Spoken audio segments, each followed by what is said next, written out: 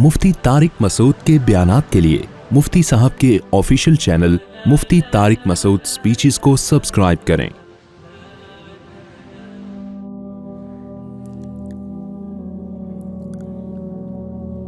तो ये भी एक है कि इन तत्तकुल्लाह यजअल लकुम फुरकाना, अल्लाह मियाँ ने ये हाथ को हराम करार दी है। देखो कुरान में अल्लाह ताला का कई जहाँ भी अल्लाह ने ख्वाहिश पूरी करने की इजाज़त दी ना, तो हर जगह कुरान में यही आयत है। फरमाया इल्ला अला अज़वाजिहिम औ मा वल्लज़ीना हुम लिफुरूजिहिम हाफिज़ून, हमारे नेक बंदे अपनी शर्मगाहों की हिफाजत करते हैं। इल्ला अला अज़वाजिहिम, सिवाय अपनी बीवियों के। आपके पास अल्लाह ने कुरान के मुताबिक बीवी के अलावा कोई ऑप्शन नहीं रखा। ये तो एक आयत नहीं है, तो बहुत सारी आयतें हैं। मैं पढ़ना शुरू करूं तो पूरा बयान इसी पे हो जाएगा। जगह जगह कुरान कह रहा है फमन इब्तगा वरा ज़ालिक, कुरान कह रहा है जिसने बीवी के अलावा कोई और रास्ता इख्तियार किया, कोई भी रास्ता हो, फउलाइका हुमुल आदून, ये उस बाउंड्री को क्रॉस कर रहे हैं जो खुदा ने मुतय्यन की है। और खुदा जो बाउंड्री मुतय्यन करता है, नेचर उसी का नाम है। क्या मतलब? ये नेचर और फितरत की हुदूद को भी क्या कर रहे हैं? क्रॉस कर रहे हैं। ये नेचर से भी बगावत कर रहे हैं। तो ये नेचुरल कैसे हो गया मेरे भाई? और हदीस में क्या आता है? हदीस में आता है उस्मान इब्ने मज़ऊन रज़ी अल्लाह ताला अन्हु, वो हदीस के रावी हैं, फरमाते हैं कि हम जब सफर में होते थे तो सहाबा तो बड़े ताकतवर थे, बहुत जबरदस्त अल्लाह ने उनको सेहतें दी थी। हम जब सफर में होते थे तो हम पे अपनी बीवियों से जुदाई बहुत शाक गुजरती थी, ख्वाहिशात बहुत भड़कती थी, और बीवी सफर में हमारे साथ नहीं होती। पहले तो कई कई महीनों का सफर होता था। तो हमने पैगंबर सल्लल्लाहु अलैहि वसल्लम से इजाजत चाही गुनाह से बचने के लिए हम अपने आप को खसी कर लें। समझ में आ रही है बात? क्या कर लें? अपनी कोई दवा खा के या किसी भी तरीके से अपनी जो सेक्सुअल डिजायर्स अल्लाह ने हमारे अंदर रखी हैं, उस मर्दानगी को हम हमेशा के लिए खत्म कर दें ताकि गुनाह ना हो हमसे। रसूलुल्लाह सल्लल्लाहु अलैहि वसल्लम ने इस अमल से मना किया और फरमाया तज़व्वजू, निकाह करो, फ़इन्नी उबाही बिकुमुल उमम, अगर अपने आप को तुमने ये कर लिया तो तुम निकाह के काबिल, बोलो ना, नहीं रहोगे और तुम्हारी नस्ल नहीं बढ़ेगी। अब मुझे एक बात बताओ, यहां दो इल्मी नुक्ते की बात है। हजरत उस्मान इब्ने मज़ऊन नबी को से पूछ रहे हैं कि या रसूल अल्लाह, हम पर औरत से जुदाई बहुत शाक गुजरती है। तो उनके दिल में यह क्यों नहीं आया कि हाथ से अपनी ख्वाहिश पूरी कर लें हम? पहला सवाल तो ये होना चाहिए था ना। नहीं आ रही बात भाई? ये भी तो सवाल का हिस्सा बन सकता था ना कि या रसूल अल्लाह, अगर हम ऐसे कर लें, ठीक है आप खसी होने की इजाजत नहीं देते, लेकिन हम ऐसे कर लें। ये इसलिए नहीं पूछा कि अरब लोग इस चीज से मानूस नहीं थे। मैंने ये जो पहला दावा किया ना कि ये नेचुरल नहीं है, खुद से किसी का दिमाग इस तरफ नहीं जाता, या तो दोस्तों से सुनता है या फुहश चीजें देख देख के ख्वाहिशात उसकी भड़कती हैं। वरना बालिग होने के बाद जो ख्वाहिशात भड़कती है ना, तो वो औरत ही का ख्याल आता है, शादी का ख्याल आता है कि मेरी कोई बीवी हो, हाथ का ख्याल नहीं आता। मेरे इल्म में कोई एक सही हदीस भी नहीं है जिसमें सहाबा से ये सवाल मनकूल हो कि उन्होंने नबी से जाके बाकायदा हाथ से अपनी ख्वाहिश पूरी करने के बारे में सवाल किया हो नबी की जिंदगी में। इससे पता चलता है कि अरब लोग इससे मानूस नहीं थे, वो जानते ही नहीं थे। क्यों? बर वक्त शादियां होती थी उनकी, वो जानते ही नहीं थे कि ये क्या अमल है भाई।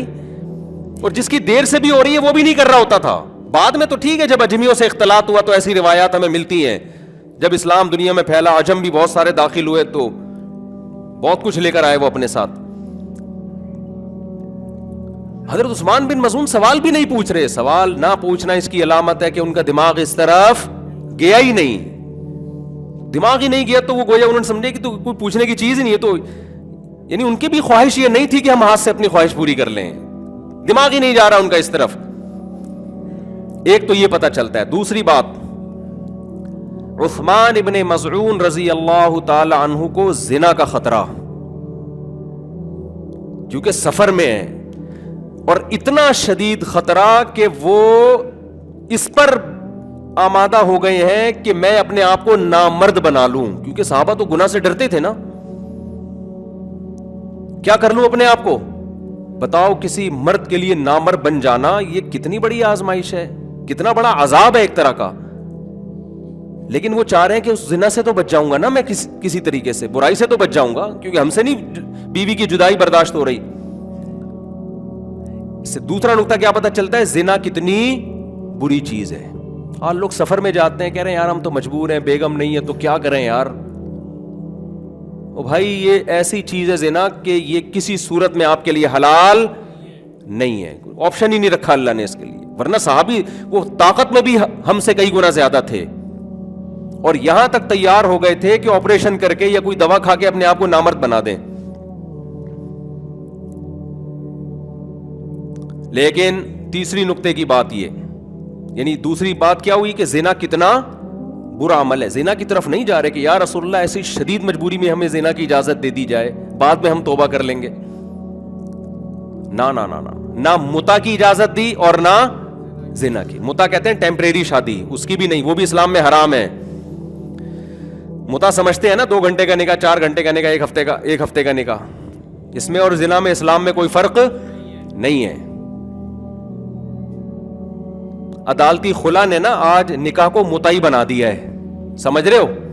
متا میں دونوں کے پاس یہ رائٹ ہوتا ہے, دونوں کا ایک ایگریمنٹ ہوا ہے, اتنے عرصے تک رہیں گے, نکاح کیا ہو جائے گا, ختم. اور عدالتی خلا میں جب عورت کے پاس بھی طلاق کا اختیار ہے, مرد کے پاس بھی, تو ٹھیک ہے متا کی یہ صورت تو نہیں ہے کہ آٹومیٹیکلی نکاح ختم ہو جائے گا.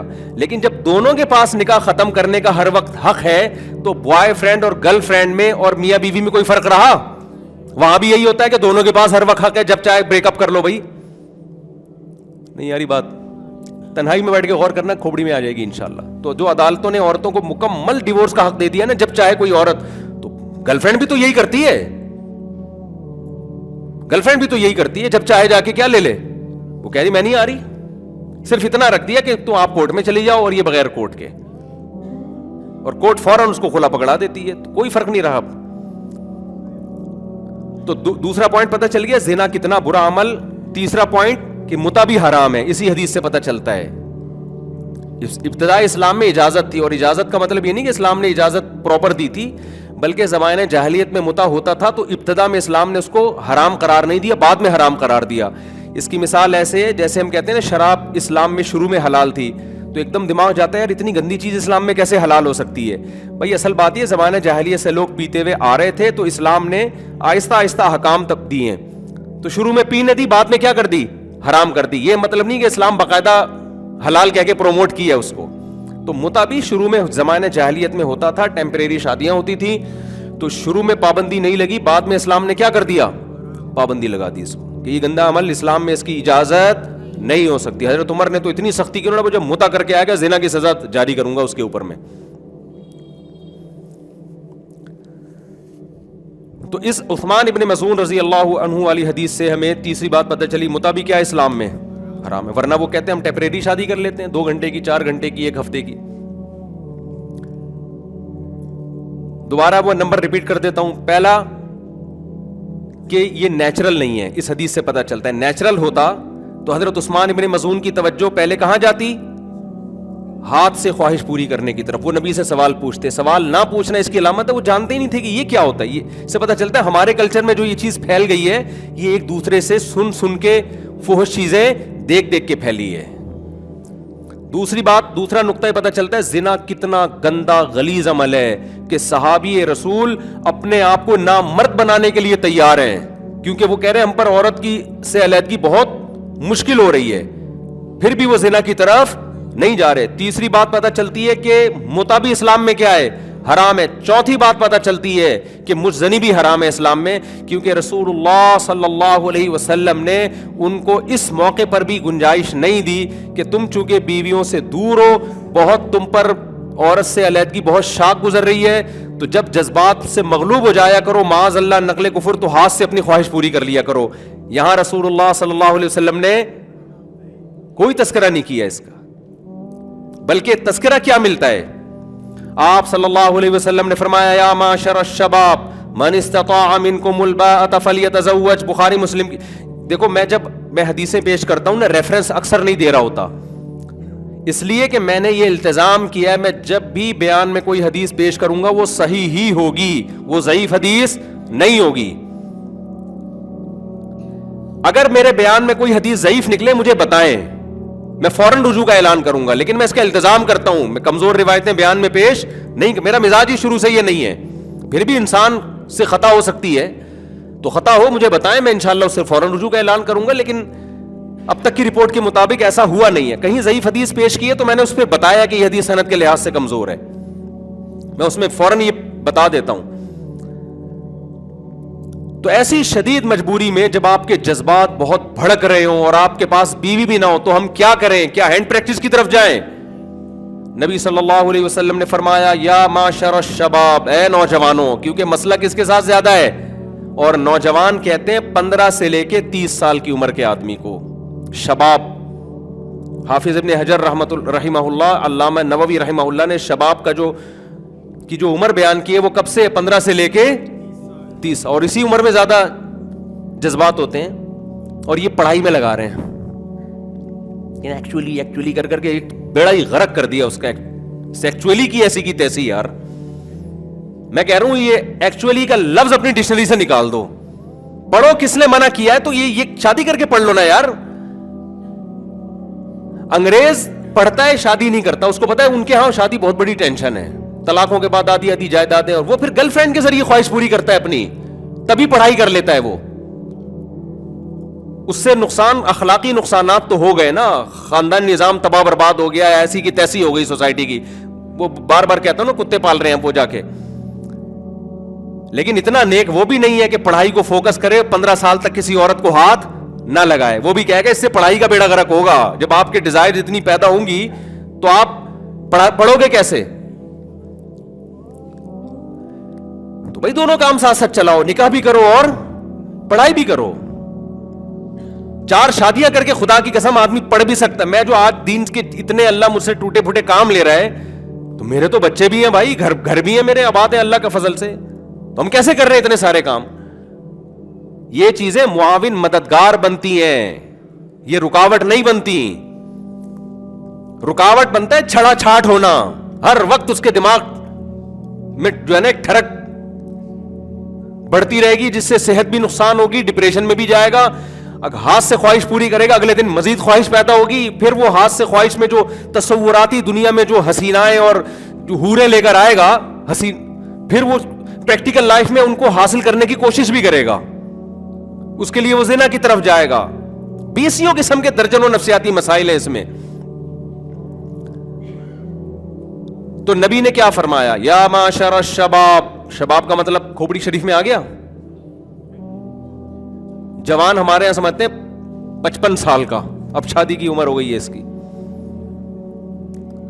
یا معاشر الشباب من استطاع منکم الباءۃ فلیتزوج. جو نکاح کی طاقت رکھتا ہے نکاح کر لے، اور جو نکاح کی طاقت نہیں رکھتا، مطلب یہ ہے کہ وہ رشتہ نہیں مل رہا اس کو. یہ مطلب نہیں ہے کہ رشتے مل رہے ہوں آپ کے، ایکچولی میں نے پڑھنا ہے تو ایکچولی میں نے PhD کرنا ہے تو مجھ پہ طاقت نہیں. یہ فضول بات نہیں، یہ نہیں مانتی شریعت، اس کو نہیں مانتی. بعض دفعہ آپ کی آمدن کم ہے، کوئی لفٹ ہی نہیں کرا رہا آپ کو، لڑکی کے باپ کو تو یہ حق ہے نا کہ آپ اگر غریب ہیں تو نہ دے آپ کو. وہ کہے گا یار میں نے اپنی بیٹی کو اپنے گھر میں سونے کے نوالے کھلائے ہیں، یہ نیک تو ہے مگر کھلائے گا کیا؟ یہ صبر کے فضائل سنائے گا. تو اس کو حق ہے کہ بھائی وہ اپنا اسٹیٹس دیکھ کے کرے. وہ کوئی نہیں دے رہا آپ کو، آپ کی آمدن کم ہے، یا کوئی بھی 20 مسائل ہو سکتے ہیں. آپ کی اماں اس کو پسند نہیں آئی ہے، لڑکی کی اماں کو، اس نے اندازہ لگا لیا کہ میرے جیسی ہے یہ تو بالکل، تو یہ تو حساب کتاب خراب چلائے گی. 20 مسئلہ ہو سکتے ہیں. تو آپ اب جھک مارتے پھرنے ہیں، کوئی رشتہ ہی نہیں، لفٹ ہی نہیں کرا رہا، پھر خواہشات بھڑک رہی ہیں. تو ہمارے پیغمبر صلی اللہ علیہ وسلم نے ہمیں اس طرف جانے کی اجازت نہیں دی جس طرف بعض ڈاکٹر، سب ڈاکٹر کی بات نہیں کر رہا، بعض ڈاکٹر جس طرف لے کے جا رہے ہیں.